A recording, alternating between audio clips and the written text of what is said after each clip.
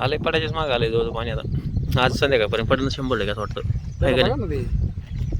100% पडायला पाहिजे संध्याकाळी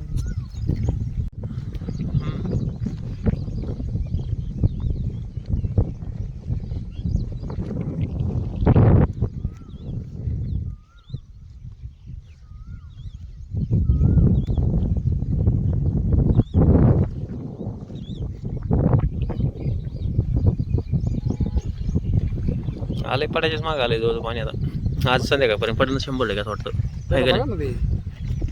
100% पडायला पाहिजे संध्याकाळी